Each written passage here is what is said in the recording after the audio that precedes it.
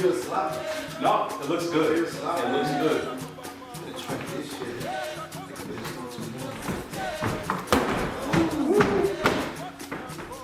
Boom. Meet Professor Hobo and Pahulu. Pahulu, Hobo, and I were taught under the tutelage of Mestre Ephraim Silva. During the pandemic, our mestre was forced to shut down and move to Florida due to being unable to host classes in person and due to the financial suffering of the pandemic that was going on worldwide. Thankfully, thanks to students like Hobo and Pahulu, we were able to keep the spirit of what our mestre taught us going and able to keep the energy of our community of Capoeiristas alive here in the city of New Haven and managed to start again from the ground up with a new Capoeira Academy. My name is Daniel Carvajal. My Capoeira name is Professor Robozinho. Robozinho means a little robot. I used to be very stiff, so that was I got my nickname. Why Capoeira is unique? Everyone perceives Capoeira in a different aspect. The way how I perceive Capoeira, Capoeira is unique for me because it allowed me to express myself as I am. It is one of the only places where I can be me without any worrying about anything else. That's Capoeira is unique for me. All right, I'm Leonard Burke. Capoeira named Pahulu. Pahulu means the big tough guy. It is a art of freedom, expression of the body's movement, and song and dance, the history behind it and everything. Literally was about the freedom of the slaves in Brazil. So coming from being brought over to South America from Africa involuntarily, it was one of those things. They stayed connected to their roots. It evolved over time, but then it eventually turned into a form of protection, along with forming the culture and keeping it alive. So liberation, freedom, a lot of spirituality behind it also.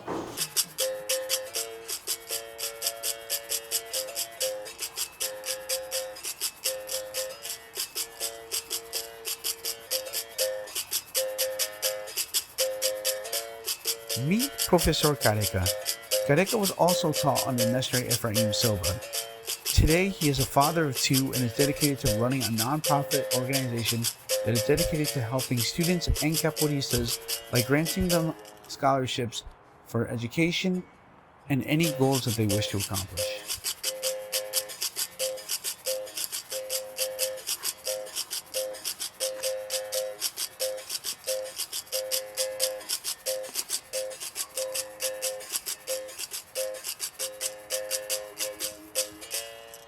Hi, my name is Nicholas Bova. I'm also known as Professor Careca in Capoeira world. Capoeira to me, what's important about Capoeira to me? Capoeira is dynamic. We don't really use the hands, the art of dodging. Capoeira interests me because it looks like we're dancing, it looks like we're fighting, but we're challenging each other in a dialogue, and we're really fighting something else together while we're playing Capoeira together. For me, Capoeira was an amazing thing to see, amazing thing to do, to travel the world and be a part of it, but also the self-awareness that comes. You have a higher sense of self and others when you're practicing Capoeira and you're in the community. And it gave me tremendous power to engage communities as a community leader, working in schools, any other capacity of service to others. Yeah, martelos and rasteira. So if we're going to just train martelo rasteira the same way as we're doing so Zay, we're going to show what I know what we're doing. Meet Professor Fomia. Fomia is also taught by Mestre Ephraim Silva, and she is also the one that gave me my Capoeira nickname Come Fome, and she taught me my first jingle. Fomia is also an activist in the city of New Haven dedicated to fighting social injustices for minority groups, and she runs an organization called the Samia Collective dedicated to helping immigrants in the city of New Haven that live on Quinnipiac land.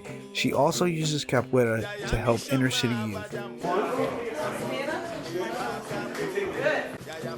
Yeah, so my name is Lisa Bergman. My capoeira name is Professora Fomia, and capoeira is unique because it's an art form that was created by the African slaves in Brazil as a form of resilience and power. And it's used today to bring communities together, to celebrate life, celebrate resilience, and I'm very grateful to be part of it. Get ready. 4. All right, ladies and gentlemen. This is Mestre Ephraim Silva, the man responsible for making the monster of a capoeirista that I am today, and also the one that taught me the quote that got me into UConn. If you think too much, you will never get married.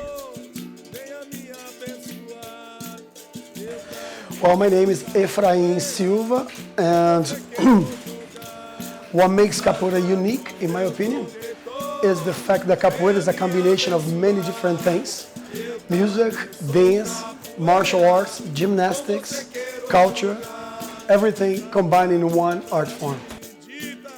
One of the biggest fundamental elements of capoeira that drew me towards the martial art was the music, a key foundation to the capoeira game and sequence. First of all, music brings my spirit out. I feel the energy. I feel like there is this force coming to the ground and goes to your legs and all the way to your head, and an explosion of emotion happens in between. And yeah, it's quite unique. The most beautiful thing for me is that capoeira helps my mind clear completely, and I just feel completely happy. The first time I ever saw capoeira, I had no idea what it was, but it was the only time in my life that I felt love at first sight, where I wanted to do this for the rest of my life. So honestly, when I go play the instrument or play the game, I'm just 100% zoned in on what is happening, and it's a beautiful feeling. It basically uplifts my spirit every time. Paranauê. That talks about, I forget what it actually means, but it's all about the freedom. It's the captured slaves freeing themselves. But I think for me, the it gives me a primal feeling. You know what I mean? Like you're playing these songs that were created way back when. The meaning behind every single one of them is deep. You're not just playing the drums to play them. You're learning the culture and everything. And for me, music, I love music. The beat and bow, the atubaki, Jesus.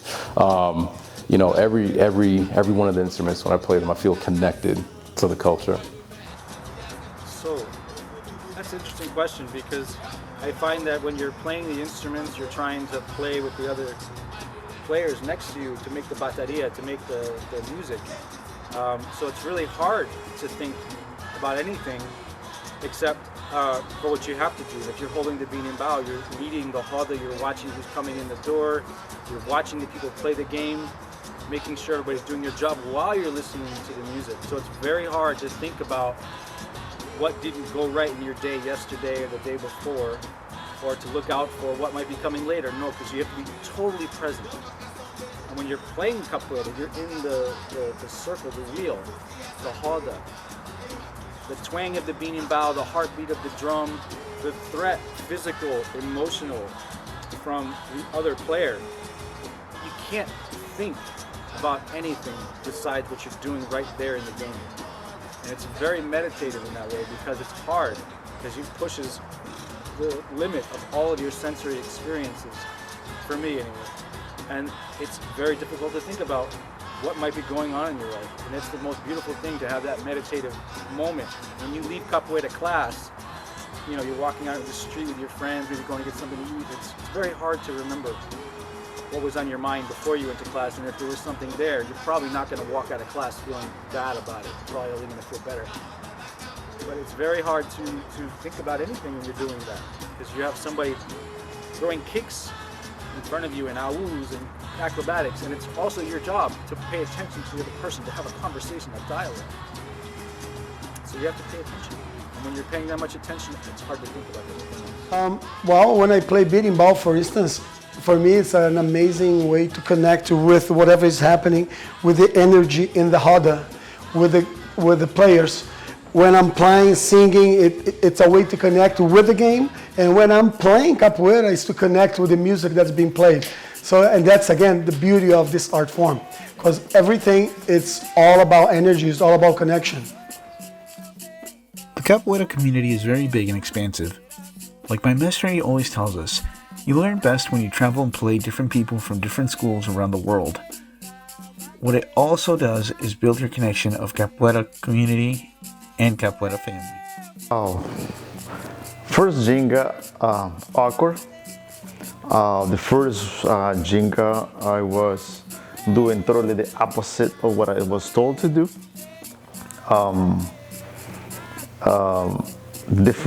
I did different martial art before, capoeira, and it was my background that allows me to be very stiff, and capoeira is very fluent, very smooth, and that's why I got Robuzinho as a little robot nickname. And as the time went by, I used to train 5 days a week, 2 hours every day. 2 years later, I was pretty good at capoeira. 4 years, I got my first instructor belt. And now I just enjoy it.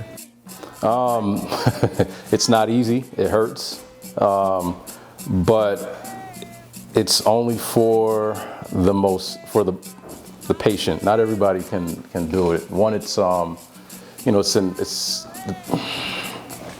let's see, it requires some athleticism that you can get up to, obviously, but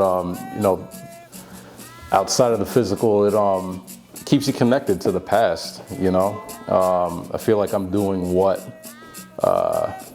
ancestors from way back when practice. And of course, again, it evolves, and it feels like I'm connecting to a worldwide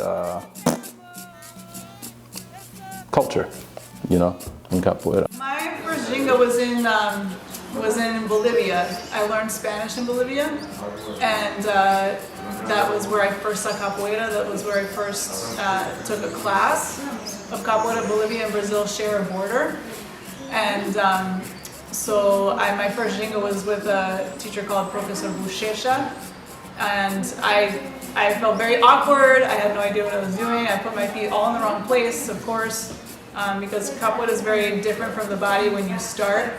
But once you get going, it feels very good to your body. Well, I started capoeira when I was 13 years old in Brazil, and the reason I started capoeira was to defend myself as a martial artist, and it was an amazing experience. Which is, I started as 13, and now at 58, I'm still moving. And the difference is, well, I was excited then to learn, and I'm very excited now that I'm still learning. I think it's a beautiful thing that capoeira is getting to be such a big sport now, internationally. When Mestre Efraim, our teacher, started here, he knew nobody in Connecticut or in this area of the country that was doing capoeira. He had to start from scratch with one student in the basement of a church. And now to see capoeira as big as it is, as our community as big as it is in Connecticut, and expanding around the world is just, it's a true honor. Any one of us that are part of our school, we can travel to another city, and we can pretty much find capoeira in almost every major city in the United States now. And that means we have friends in every city, and that's something that you can't pay for that. That's a priceless thing. Capoeira has always had something for me since I first started. Whether I take time off from playing due to injury, or life, or whatever come what may, I will always have capoeira and the capoeira community to pick me back up in both the good times and in the bad. And no matter where I may be in the world, I will always find capoeira, and I will always find family. I just have to listen to the rhythm and move. I don't know if I have a mission or anything, I don't see it as that, but I can tell you this, I would love, and I have already done that for many years, to give capoeira as a tool of transformation for people to experience themselves from a different level in whatever place that they are in life. And I think I did that, using capoeira and showing that it is possible. And now Connecticut has Professor Robô and Professora Fominha to continue this work, using again capoeira as a tool to make a difference in people's lives, and that's what I want to accomplish. And I think I accomplished that so far, and I'm going to continue doing that.